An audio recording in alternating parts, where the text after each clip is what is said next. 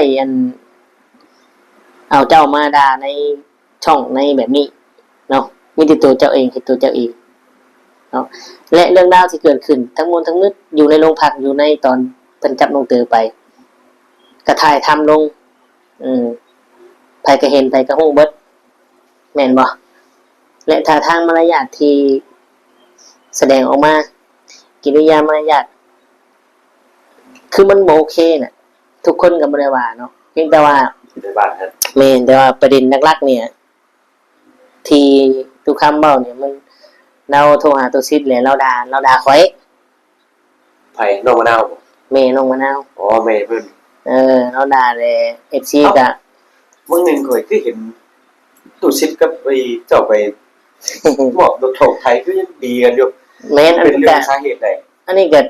เดี๋ยวนี้ก็บ่ได้ให้แล้วบ่ได้เครียดดอกทุกคำอโหสิกรรมให้เพราะว่ามันบ่แม่นคือจังที่ว่าจะมาผิดกับทุกคำหรือว่าจะเอาเรื่องทุกคำทุกสิ่งมาเป็นประเด็นเนาะมันบ่เกี่ยวเพราะว่าคือจะเบิ่งนั่นแหละทุกอย่างที่มันเกิดขึ้นมันก็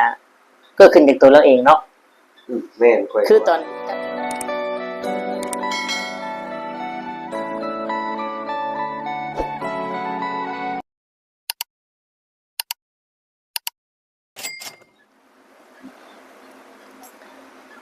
กับทักทายสบายดีและสวัสดี FC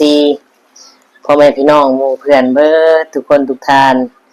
บ่ว่าจะอยู่ฝั่งไทยฝั่งลาวหรือว่าต่างประเทศก็ยินดีต้อนรับเข้าสู่ช่อง YouTube ตู้คำปันสุขเด้อพี่น้องเอ้ยเนาะเอาพี่น้องมาเจอพ่อตู้คำมื้อนี้เนาะก็บ่มีหยังหลายพี่น้องเอ้ยเนาะต่อจากคลิปที่ตู้คำลงก่อนหน้านี้แหละพี่น้องเอ้ยเนาะ FC ออกความคิดเห็นอย่างไรก็คอมเมนต์มาเนี่ยพี่น้องเอ้ยเนาะกับการกระทำของแม่น้องมะนาวพี่น้องมันสื่อถึงให้เห็นว่าเป็นจังไดเนาะบางคนก็ว่าสื่อถึงให้เห็นการศึกษาในหรือว่าคำบอกคำจาเนาะทุกสิ่งทุกอย่างที่มันเกิดขึ้นผ่านมาก็เกิดจากตัวเราเองเนาะพี่น้องเอ้ยเพราะว่าเราปากแบบนี้เนี่ยนะพี่น้องเนาะและหน้าตาเราก็บ่รับแขกอันนี้คือความจริงที่ทุกคนได้ติดตามและทุกคนวิเคราะห์ออกมาได้พี่น้องเลยเนาะแล้วก็คลิปที่เพิ่นโทรหาตู้ซิดก็ได้เว้าถึงตู้คำเนาะตู้คำตั้งแต่เฮ็ดคลิปมาตู้คำบ่ได้เว้าพาดพิงเราด่าเราลงช่องลงคลิปได้พี่น้องเลยเนาะและอยากฝากถึงว่าอย่าเอาประเด็นความที่น้อยใจของเจ้าและประเด็นของทุกคำทุกซิดขึ้นมาเนาะมันคนละส่วนกันคนละส่วนจังใดเดี๋ยวทุกคำจะเล่าให้ฟังพี่น้องเลยเนาะคือที่เราเว้าเนี่ยโมโหว่าเราเป็นคนประเภทใดเนาะโมโหว่าเราบ่พอใจอย่างเราน้อยมุกน้อยใจที่ทุกคนบ่เข้าข้างเราบ่หรือว่าจังไดแม้กระทั่งในบ้านนี่ปกสตำรวจทหารเนาะที่จับลูกเราไปหันก็ยังบ่ได้เข้าข้างเราเนาะพี่น้องเอ้ยก็ยังบ่ได้เข้าข้างเรามีแต่ว่าให้เราน่ะเว้าเด็ดขาดแต่เราก็ยังเว้าแบบว่าท้าทายแล้วก็เว้าแบบว่าบ่ญาติบ่แคร์บ่ยอมรับความจริงหั้นนะถ้าว่าลูกเคยสิเอาเรื่องก็สิขายหน้ามาให้มาใช้เพราะว่าเนี่ยแบบนี้เราก็ยังเว้าเห็นบ่ทุกคำถึงบอกว่าคำบอกคำจาน่ะเจ้ายังบ่ยอมรับความจริงเนาะและมื้อนี้เป็นหยังทุกคำถึงเว้าเพราะว่ามันชัดเจนแล้วในคลิปตุชิตท่านเนาะว่าที่จริงแล้วทั้งมวลทั้งเบิดเนี่ยเป็นเรื่องจริงเนาะที่ทุกคนเว้ามานะถ้าว่ามันเป็นเรื่องจริงเนาะ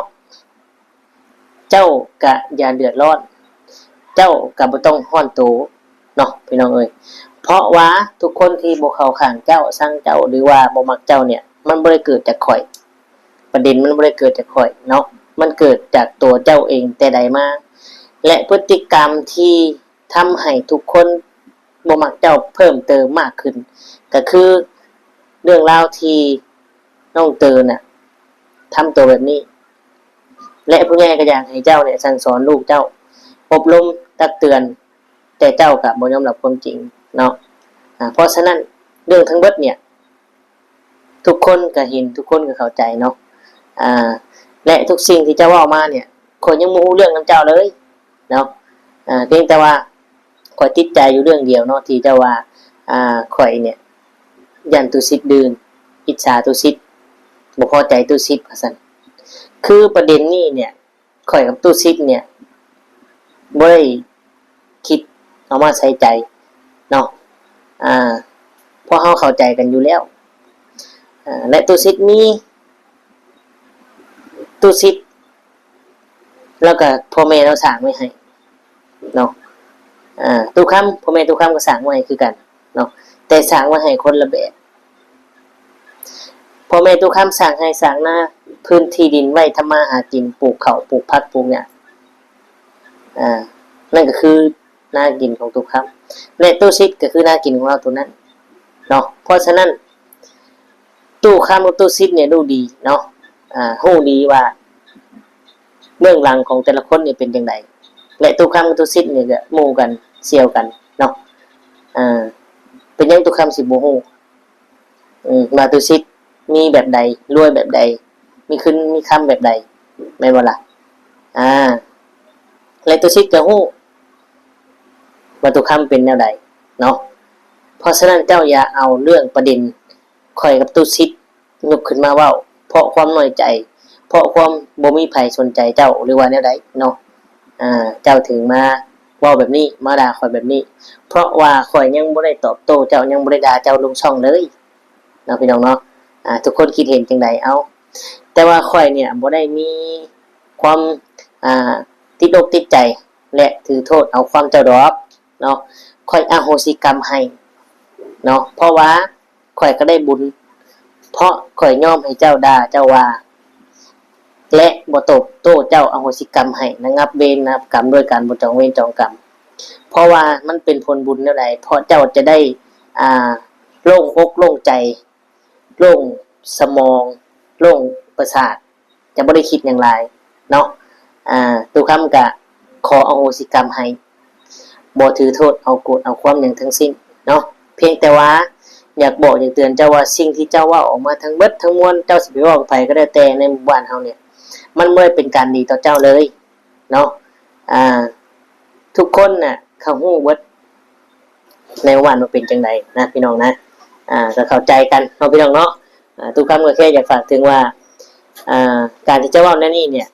มันบ่ได้มีผลดีต่อเจ้าเลยเนาะทุกคำจะบ่เว้าหยังหลายเพราะว่าไปก็เหมือนแก่โตมีแต่ว่าทุกคำบริสุทธิ์พอเนาะทุกคำซอยก็ด้วยใจที่ซอยบริที่สุดเนาะเพราะว่าไปซอยก็เข้าใจว่าถ่าย YouTube นำแต่ทำคอนเทนต์ไปนำก็เข้าใจเนาะแต่ว่าบางครั้งบางเทื่อวิวที่ได้มันก็บ่ได้คุ้มกับความเหนื่อยความรู้สึกที่ไปช่วยเจ้ามันบ่ได้คุ้มค่าเลยเนาะพี่น้องเนาะทุกคนเข้าใจนี่แหละที่มาที่ไปของคำว่าทุกคนสงสัยหลายว่าเป็นหยังญาติพี่น้องคือบ่มาซอยยืมมือมาช่วยเหลือแล้วแหน่ญาติพี่น้องก็คือว่ารวยอยู่นะพี่น้องทุกคนคิดสงสัยมาตั้งนานเนาะทุกคนก็เว้าว่าเป็นเพราะอีหยังแต่เฮาก็บ่ได้นำเรื่องบ่ดีนำเรื่องที่มันบ่ม่วนของเจ้าออกมาวิพากษ์วิจารณ์ถ่ายลงช่องเนาะมีแต่ถ่ายความจริงและเรื่องจริงถ่ายทำน้องมะนาวและก็มีเจ้าเข้าไปนำในช่องนั่นหยังผู้ยักผู้ใหญ่ FC เพิ่นเบิ่งเพิ่นก็เบิ่งออกเนาะและที่ปัญหาที่มันเกิดขึ้นอยู่ในตอนนี้ที่มันกำลังเป็นกระแสหรือว่าเรื่องมันเป็นเพราะลูกเจ้าเองและตัวเจ้าเองได้เนาะบ่แม่นว่าผู้นั้นผู้นี้ไปขายไปเว้าเจ้าบ่มีเนาะพี่น้องเอ้ยนี่แหละความจริงเป็นสิ่งที่บ่ตายจากมือมันก็หลุดจากมือมันก็ได้ฮู้จังซี่แหละพี่น้องเอ้ยเนาะเพราะมันเป็นวิบากกรรมอยู่แล้วแล้วก็บ่มีไผที่ว่าสิเฮ็ดอีหยังเจ้าได้หรือว่าสิเอาเจ้าไปนั่นได้มันขึ้นอยู่กับเจ้าเองสิทธิ์อยู่กับเจ้าเนาะพี่น้องเอ้ยถ้าว่าเจ้าบ่โอเค จ้าคือบ่เว้าแต่แรกเนาะเป็นยังต้องเว้ารับหลังแม้กระทั่งเรื่องราวที่ผ่านมาเนี่ยทุกครั้งก็บ่อยากเว้าหลายดอกเนาะมีแต่ว่าปล่อยไปมันเป็นอดีตแล้วเฮาทำปัจจุบันให้มันดีที่สุดเนาะพี่น้องแต่ตู้คำเนี่ยยืนยันคำเก่าคำเดิมว่าตู้คำบ่ได้เอาแม่น้องมะนาวมาเว้ามาด่าแบบนี้เนาะและเราออกมาครั้งนี้ก็ตู้คำก็บ่ได้ถือโทษเอาโกรธเรื่องราวอหยังทั้งสิ้นเนาะอโหสิกรรมให้พี่น้องเอ้ยเพราะว่าที่ผ่านมาตู้คำอัปเดตลงก็ตู้คำก็บ่ได้เว้าแบบว่าให้เจ้าเสียหายเนาะมีแต่คุยเรื่องสนุกสนานเฮฮาแม้กระทั่งเจ้าจะเว้านุแยเว้าในสิ่งที่มันบ่ถูกบ่แม่นข่อยก็บ่ได้นำคำนั้นมาเว้าต่อมีแต่ปฏิเสธออกชวนคุยเรื่องอื่นเนาะพี่น้องเนาะมีแต่ว่าทุกคำน่ะอยากฝากบอกให้เจ้าฮู้เลยว่าการกระทำของเจ้าคำเว้าของเจ้าเนี่ยมันจะไปทำลายตัวเจ้าเองเนาะขนาดเนี่ยเรื่องที่มันเกิดขึ้นเนี่ยมันก็เป็นเรื่องราวของเจ้าเป็นเจ้ากับลูกของเจ้าเองเนาะพี่น้องเนาะเพราะว่าบ่ได้ไผเกี่ยวของได้พอทุกคนไปถ่ายทำไปช่วยเหลือเจ้าก็บ่ได้หวังอิหยังจากเจ้าอยู่แล้วเพราะว่าเจ้าก็บ่มีหยังอยู่แล้วเนาะขอให้เจ้ายอมรับความจริงเนาะพี่น้องประเด็นหลักๆที่มันเกิดขึ้นเนี่ยโม้เพราะอิหยังเจ้าถึงยกประเด็นข่อยกับตัวซิดขึ้นมาเพราะว่าทุกคนเนี่ยก็บ่ได้เข้าข้างเจ้าเนาะบ่มีไผมักเจ้าเลยทุก FC ทุกคนน่ะเนาะก็เพราะแบบนี้แหละตู้คำก็ยืนยันคือเก่าหั่นแหละเนาะว่าตู้คำเนี่ยบ่ถือโทษเอาโกรธอโหสิกรรมให้แต่อย่ายกประเด็นเก่าๆเรื่องราวที่มันบ่แม่นเนาะบางครั้งเจ้าว่าบ่แม่นในสิ่งที่เจ้าเว้าเจ้าก็จะเดือดร้อนหยังเนาะตู้คำบ่ได้เดือดร้อนหยังเลยเพียงแต่ว่าอยากฝากอยากบอกว่าสิ่งที่เจ้าเว้ามาน่ะมันบ่เป็นผลดีต่อตัวเจ้าเองเนาะพี่น้องเอ้ยส่วนตัวของข่อยเนี่ยข่อยดุมันขยันขันแข็งทำมาหากินมีเงินใช้บ่ขาดมือบ่มีหนี้บ่มีสินเนาะถ้าว่าบ่มีโรคบ่มีภัยเนี่ยก็คงเป็นไปบ่ได้นี่แหละมันคือเรื่องจริงเนาะถ้าว่าบ่มีหนี้มีสินเนี่ยแม่นเนาะทุกคำบ่มีหนี้มีสินมีเงินใช้บ่ขาดมือบ่จำเป็นต้องไปอิจฉาคนนั้นอิจฉาคนนี้ความสุขของทุกคำเนี่ยมีตลอดเนาะในปัจจุบันนี้เพราะว่าทุกคำบ่ได้ไปด่าใครลงช่องหรือว่าเว้าใครแบบนี้เนาะทุกสิ่งทุกอย่างที่มันเกิดขึ้นมันก็เป็นเรื่องจริงที่เจ้าได้เอ่ยกับไผแม่นบ่ล่ะและทุกคนที่ช่วยเจ้าเขาได้ยินเขาก็เสียความรู้สึกเนาะเขาก็อยากเว้าแน่แม้กระทั่งเนี่ยคนที่เคยช่วยเหลือเจ้านี่เจ้าก็ยังทำแบบนี้ได้เนาะก็มีแต่ว่าให้เจ้าไปคิดคืนอีกเทื่อนึงเนาะคิดคืนอีกเทื่อนึงแล้วก็อยากรู้เหตุผลว่าเป็นหยังเจ้าถึงยกประเด็นแบบนี้ขึ้นมาเจ้าบ่พอใจหยังเนาะ เพราะว่าข่อยเนี่ยคือเจ้าเห็นข่อยบ่ได้มีผิดมีภัยหยังข่อยก็บ่ได้เอาเจ้ามาด่าในช่องในแบบนี้เนาะมีแต่ตัวเจ้าเองเฮ็ดตัวเจ้าเองเนาะและเรื่องราวที่เกิดขึ้นทั้งมวลทั้งนึกอยู่ในโรงพักอยู่ในตอนเพิ่นจับน้องเตอไปก็ถ่ายทำลงไผก็เห็นไผก็ฮู้เบิดแม่นบ่และท่าทางมารยาทที่แสดงออกมากิริยามารยาทคือมันบ่โอเคน่ะทุกคนก็บ่ได้ว่าเนาะเพียงแต่ว่าทุกคนที่ซอยเนี่ยเพราะว่าได้ซอยและเอ็นดูสงสารน้องมะนาวก็อยากเห็นให้มีคือว่าเมืองหมูเนาะเพิ่นก็ซอยจนได้รถไถมาถึงปัจจุบันนี้แต่แล้วก็ชุมเจ้าทำลายมันเองเนาะแม้กระทั่งเนี่ยคนที่ช่วยเหลือชุมเจ้าเนี่ยเจ้าก็ยังทำลายเจ้าก็ยังตัดเองเว้าเองเนาะเพราะฉะนั้นมันบ่ดีต่อตัวเจ้าเองเอาพี่น้องสำหรับตัวตู้คำได้และมันก็ ซื้อถึงอิหยังกับเจ้าหลายๆอย่างได้ซื้อถึงอิหยังเห็นบ่ทุกคนคอมเมนต์เลยว่า FC เว้าการศึกษาบ่มีความเป็นผู้ใหญ่เว้าหยังเนี่ยบ่ฟังหยังเลยไปทางผู้เดียวว่าซั่นเนาะอันนี้ทุกคำบ่ฮู้อันนี้คือ FC ทุกคนวิเคราะห์หรือว่าได้เป็นความคิดเห็นกันออกมาเนาะพี่น้องเนาะและอีกอย่างก็มันบ่ได้เกี่ยวอีหยังกันกับทุกคำเลยพี่น้องนี่เนาะเอาสบายดีบ่ใช่เป็นจังไดเนาะนี่คือมานั่งจุโรอยู่นี่เนาะ สวัสดี นั่งดีเนาะนั่งลงอีกอ่ะนั่งดีไปนั่งงะปังชางอยู่เนาะพี่น้องนี่คืออันคนบางคนหลาย ว่าเพิ่นมานั่งฟังจะเว้าเรื่องน้องมะนาวนี่แหละ อ๋อเรื่องนี้บ่ได้นั่นดอกบ่ได้เกี่ยวกับน้องมะนาวดอกเพราะว่าน้องมะนาวก็เพิ่นไปได้ บอกนั่นแหละเพราะว่าสิว่าถามเจ้าเรื่องนี้ ถามได้ได ไปไสเดี๋ยวนี้ว่าออกไปจากบ้านไปอยู่บ้านผัวหรือว่าลงมากรุงเทพนี่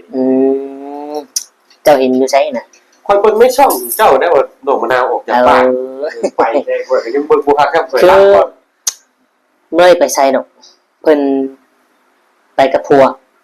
เพราะว่ารถไถที่ผู้ใหญ่ซื้อให้เพิ่นบ่ให้เด้แล้วบ่มีรถไถเฮ็ดให้เฮ็ดนาเนาะ แล้วมื้อนี้ลูกเคยนี่ก็เลยตัดสินใจไปหาเงินมาซื้อน้ำมูกน้ำมันจ้างหรือว่ามาจ้างคนนั่นแหละวันซื้อน้ำมันดอกพี่น้องเอ้ยเนาะก็เลยน้องมะนาวก็ตัดสินใจไปกับผัว อ๋อลงมาเฮ็ดนี่บ่ อยู่บ้านเฮานั่นแหละเนาะไปเฝ้าสวนอ้อยคือว่าไปเฝ้าสวนเนาะทุกทีนะแต่ข้อมูลวันนั่นแหละ เฮ็ดงานอยู่ในบ้านครับ แม่นแต่ว่าประเด็นหลักๆเนี่ยที่ทุกคำเว้าเนี่ยมันเราโทรหาตัวซิดแหละเราด่าข่อย ไผน้องมะนาวบ่ แม่น้องมะนาว อ๋อแม่เพิ่น เราด่าเลย FC ก็ มื้อนึงข่อยคือเห็นตู้ซิดกับไอ้เจ้าไปบอกรถโถกไทยคือยังดีกันอยู่ แม่นอัน เป็น นี้ เรื่อ ก็ งสาเหตุใด อันนี้ก็เดี๋ยวนี้ก็บ่ได้ให้แล้วบ่ได้เครียดดอกทุกคำอโหสิกรรมให้เพราะว่ามันบ่แม่นคือจังที่ว่าจะมาผิดกับทุกคำหรือว่าจะเอาเรื่องทุกคำทุกสิ่งมาเป็นประเด็นเนาะมันบ่เกี่ยวเพราะว่า บ่เกี่ยว คือจะเบิ่งนั่นแหละ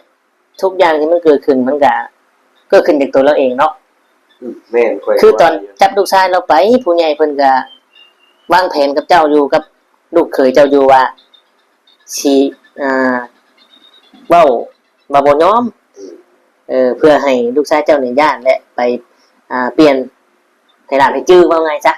อันนี้เพิ่นก็เบิ่งอยู่ แม่นแต่ว่าทั้งแม่น้องมะนาวเนี่ยบ่ให้ความร่วมมือมีแต่ว่าเอ้า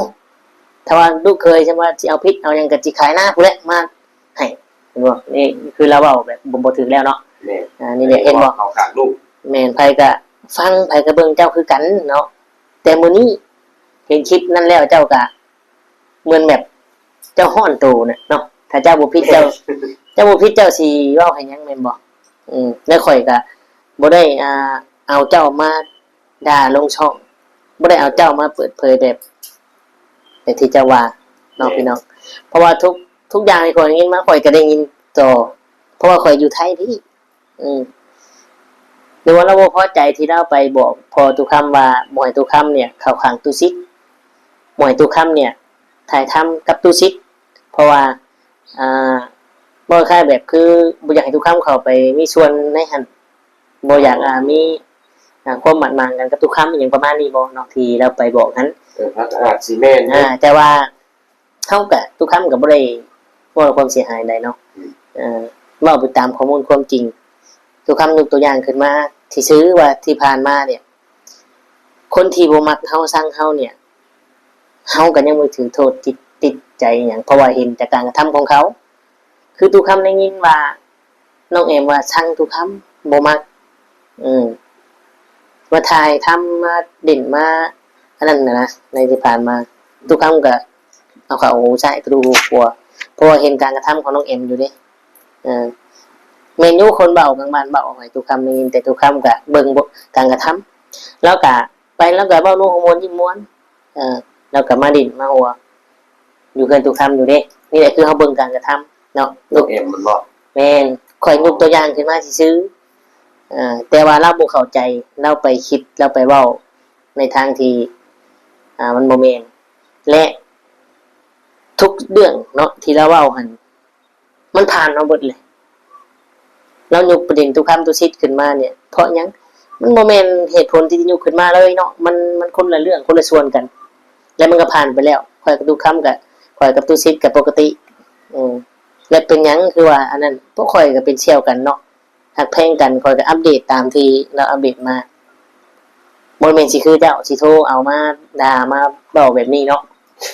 รุ่นโทรหารุ่นโทรด่าบ่ แม่นมันโทรไปหาตุซิดว่า มีแต่คนเว้าใช้ได้เพิ่นตุซิดเราก็ถามเราว่าอ้าวถ้าเจ้าด่าไอ้ดีบ่ล่ะข่อยให้ลูกน้องข่อยไปเอารถเจ้าก็ว่าคือบ่ให้มันมาเองสิด่ามันเบิ่งอันนี้คือเราก็ว่าเราบ่ได้เว้าพวกนั้นก็ควงแท้สิให้หัวเขาอยู่นี่แล้วนะแต่บัดนี้ คนงานตุซิดน่ะสิเว้าเอาบ่ซะคนงานตู้ซิดบ่เว้าคนงานตุซิดน่ะมาเองบ่ทุกชิ้นให้คนงานไปเอารถไถแต่แม่น้องมันน่าน่ะว่าคือบ่ให้บักซิดมาเองสิด่ามันเบิ่งเห็นว่าพี่น้องแต่ขนาดลูกน้องตู้ซิดแบบมาเว้าสิมาเว้าให้ฟังเห็นบ่เนี่ยขณะเขาคุยกันนี่ต้องอธิบายเราเข้าใจเด้อนี่นักประชาชนน้องมันยาวแม่นบ่เบิ่งมันเห็นหยังเขาก็ต้องเบิ่งคักแม่นบ่บางเทื่อคือว่าแหละเฮาก็ถ่ายทำมาคอนเทนต์แต่ว่าสิ่งที่เฮาเว้านี่คือยกตัวอย่างยกตัวอย่างให้ฟังเนาะและสิ่งที่เจ้าเว้าน่ะมันบ่เป็นผลดีต่อไปต่อเจ้าเองได้เนาะพี่น้องตายยาแหละเป็นหยังก็ตายยาแหละแล้วก็สิมักว่าแบบนี้เนาะประมาณนี้แต่เฮาก็บ่ได้สนใจหยังมีแต่ว่าตู้คำบ่ถือโทษเอาโกรธอโหสิกรรมให้เนาะอโหสิกรรมให้และก็จะหยุดเพียงเท่านี้เนาะก็ถือว่าบ่มีอีหยังมันมางใจกันตู้คำก็บ่ได้ถือโทษเอาโกรธบ่ได้เครียดอโหสิกรรมให้มีแต่เห็นกันก็ทักทายปกติเนาะเจ้าบ่ทักข่อยก็ทักถ้าเจ้าข่อยทักเจ้าบ่ตอบข่อยก็สิบ่ทักเลยเด้ข่อยก็สิกลายเป็นคนบ่รู้จักเลยเพราะว่าตู้คำเนี่ยเป็นคนที่บ่อันนั้นอยู่แล้วดอกพี่น้องก็บ่ได้ย่องเจ้าของดอกเพียงแต่ว่าตู้มาดีครับดีมากดีครับให้มาก็ให้ครับบ่ให้ครับอโหสิกรรมให้ให้มาก็มาครับโดดใส่กันโดดนะแต่ข่อยสิอย่างนี้ข่อยสิออกเพราะว่าข่อยรู้แล้วว่าคนผู้นี้บ่โอเคบ่ผ่านข่อยจะบ่เอาอย่างๆและสิบ่ครบและจะบ่เอามาเป็นตัวอย่างที่บ่ดีเนาะด่ามาว่าให้ทุกคำก็จะบ่ตอบโต้อโหสิกรรมให้จะได้บ่มีเวรมีกรรมต่อกันเด้ต่างคนต่างอันนั้นเนาะคือจังซี่แหละพี่น้องเอ้ยทุกสิ่งทุกอย่างที่ผ่านมาเฮ็ดมาเนี่ยเฮาซอยเนี่ยก็ถือว่าซอยด้วยความจริงใจบริสุทธิ์ใจเนาะที่ผ่านมาก็คือตู้คำตู้ซีเนาะไปเฮ็ดตะกี้ก็เฮ็ดด้วยใจนะบ่ได้เฮ็ดแบบว่าจะหวังอีหยังได้จากเราเนาะเพราะว่าเนี่ยสิไปหวังอยู่นำเรานั่นแหละบ่ได้มีหยังเลยนั่นแหละก็คือก็มีที่หวังก็มีแต่ว่าความฮักแพงความจงรักภักดีต่อกันแบบนั้นน่ะแล้วก็อยู่บ้านเดียวกันแค่นั้นเองพี่น้องเอ้ยเนาะแต่ว่าเจ้ามาว่าออกมาเฮ็ดแบบนี้เนี่ยค่อยบอกเลยว่ามันบ่เป็นการดีต่อเจ้าเลยสักนิดพี่น้องเอ้ยเนาะเพราะว่าทุกคำเนี่ยทำลายตัวเองเนี่ยทำลายตัวเองบ่ทุกคำนี่บ่ได้เจ็บปวดอีหยังอยู่แล้วเนาะเงินคำก็มีใช้มีการมีงานเฮ็ดที่ดีแม่นนะพี่น้องเงินเข้ากระเป๋าค่อยนี่ซุมื้อมื้อละ100 200มื้อเท่าใดก็ย่าเนาะค่อยบ่บอกพี่น้องเอ้ยเพราะมันบ่ได้ขันคือไก่แม่นบ่ล่ะคนเฮาน่ะอย่ามองแค่ภายนอกค่อยบอกไว้ซำนี้แหละเนาะคนดีจริงน่ะเขาสิบ่เว้าหลายเด้อพี่น้องเอ้ยเนาะแม่นและจะบ่ฮ้อนโตคนดีเนี่ยชอบแก้ไขแม่นบ่คนจังไรนี่ชอบแก้ตัวคือจังซี่แหละเนาะเราออกมานี่ก็เราก็ว่าบ่ได้เว้าหยังแต่การกระทำที่เจ้าทำน่ะมันฟ้องมันบอกทุกอย่างแล้วแต่ก็บ่เป็นหยังอโหสิกรรมให้เด้อเนาะทุกคำอโหสิกรรมให้บ่มีอีหยังที่โกรธแค้นเอาอีหยังทั้งนั้นมีแต่ว่าอโหสิกรรมให้ขอให้เจ้าอยู่เป็นโฮมโพมใช้ให้ลูกหลานนานๆเนาะสิ่งใดที่จะบอกให้ข่อยแล้วมันสบายใจมันทำให้เจ้าเป็นความสุขข่อยก็ดีใจนะมีแต่ประมาณนี้ฝากไว้สำนี้เนาะขอขอบคุณ FC ที่เขาเบิ่งมาชมกดไลค์กดแชร์ให้กดติดตามและกด Subscribe นี่ก็จะพบ จะทุ่มหนึงแหละเดี๋ยวจะพากันออกไปซื้อกินเนาะสิเข้าดีน้ำแล้วพี่น้องเอ้ยมีแต่ว่าเฮาก็สิได้ขอตัวจบเนาะอำลาพระจากแม่พี่น้องไปก็คือสิได้กล่าวคำว่าสำบายดีและสวัสดีครับ